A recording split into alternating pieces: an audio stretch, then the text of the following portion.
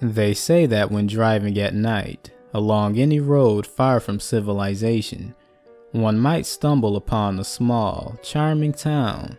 The name differs from time to time, but it's always something pleasant, peaceful, and quaint. Yet despite the welcoming appearance, there is a slight sense of wariness about it. Some indistinguishable feature that gives off an ever so slight sense of repulsion, but it is easily ignored. There are a few anomalies to it as one enters. First off, the town does not appear on any map. This gives an apparent feeling of being lost, as one might have traversed this road before and seen no such town even in construction. Perhaps one had been on vacation and traveled this road only 5 days prior.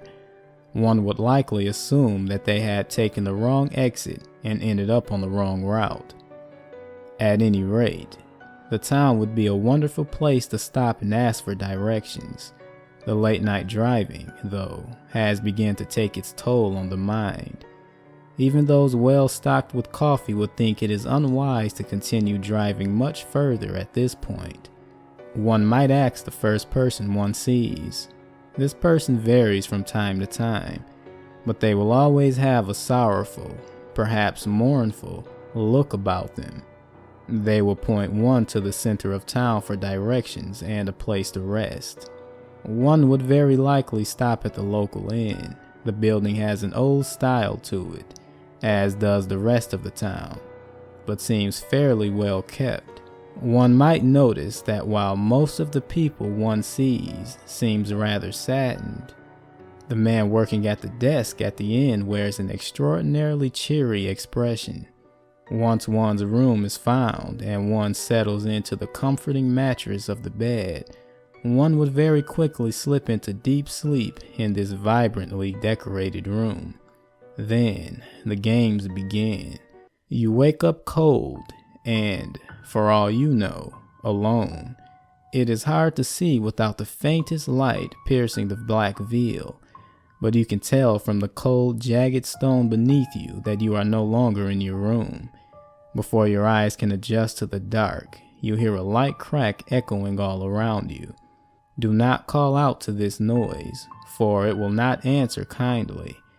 The clicking will continue, slowly growing in volume and frequency.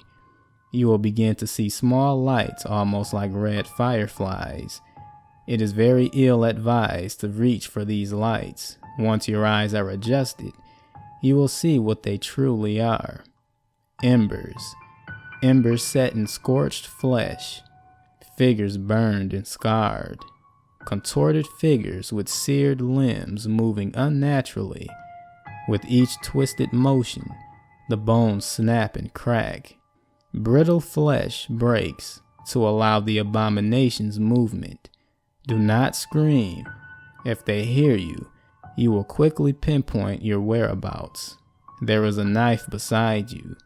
It is not there to fight your way to freedom or to offer your blood, but it does serve a purpose. Take it and stand up. Don't run. Walk. The faster you try to move, the more difficulty you will have lifting your feet from the cold, sharp edges of the floor. Though you have no conscious instructions, you know where to go.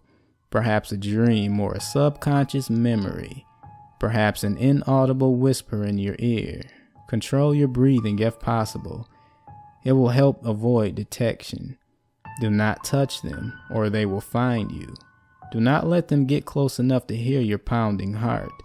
At this point, it will be pumping in your ears, and the sounds of breaking bones will be barely audible above it.